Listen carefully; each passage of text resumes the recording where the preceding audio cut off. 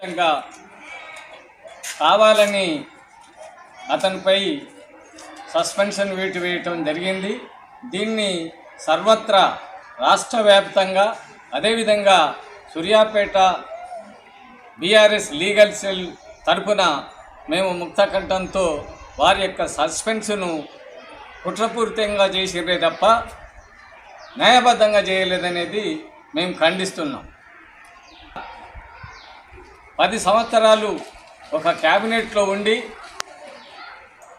ప్రజా సంక్షేమంలో అనేక కార్యక్రమాలకు రూపకల్పన చేసినటువంటి జగదీశ్వర్ రెడ్డి గారు, ఎంతో అనుభవం ఉన్నటువంటి జగదీశ్వర్ రెడ్డి గారు తను శాసనసభ నిబంధనలకు అనుకూలంగా శాసనసభకు భంగం కలగకుండా స్పీకర్ గారిని గౌరవించుకుంటూ శాసనసభ అనేది గౌరవ సభ్యులు అందరికీ అవకాశం ఇవ్వాలనే చెప్పుకుంటూ మాట్లాడుతున్న దాన్ని చెలువలు పలువలు చేసి కాంగ్రెస్ పార్టీ ఒక కుట్రపూరితంగా అతని సస్పెన్షన్ చేస్తూ అది బడ్జెట్ సమావేశాల ముగింపు వరకు అంటే 27వ తారీఖు వరకు సస్పెన్షన్ చేయటం అనేది దట్ ఈజ్ నాట్ ప్రజాస్వామ్యం పద్ధతి కాదనేది ఈరోజు బీఆర్ఎస్ లీగల్ సెల్ తరపున సూర్యాపేట నుండి మేము ఖండిస్తున్నాం.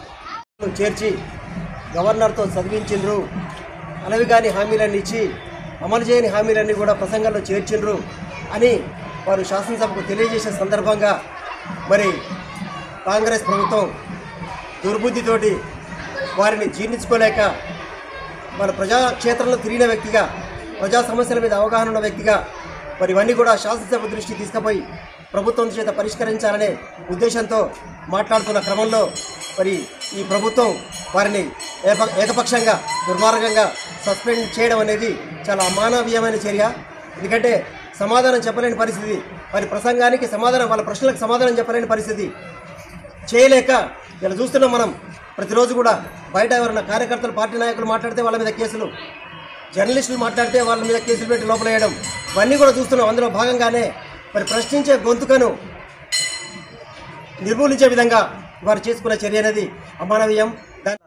సమస్యల పట్ల మాట్లాడుతున్న సందర్భంలో మరి గౌరవ స్పీకర్ గారిని ఏదో నిందించినట్టు మాట్లాడినట్టు వక్రీకరించి వారు మాట్లాడిన అంశాలు కూడా రికార్డర్గా చేయకుండా కేవలం అతని మీద ఒక నెపం మోపుతూ వారిని అసెంబ్లీ నుంచి సస్పెండ్ చేయడం అనేది మన రాష్ట్రంలో ఉన్నటువంటి న్యాయవాదులు, టీఆర్ఎస్ పార్టీ సంబంధించిన లీగల్ సెల్ న్యాయవాదులు అందరూ కూడా తీవ్రంగా ఖండిస్తున్నాం.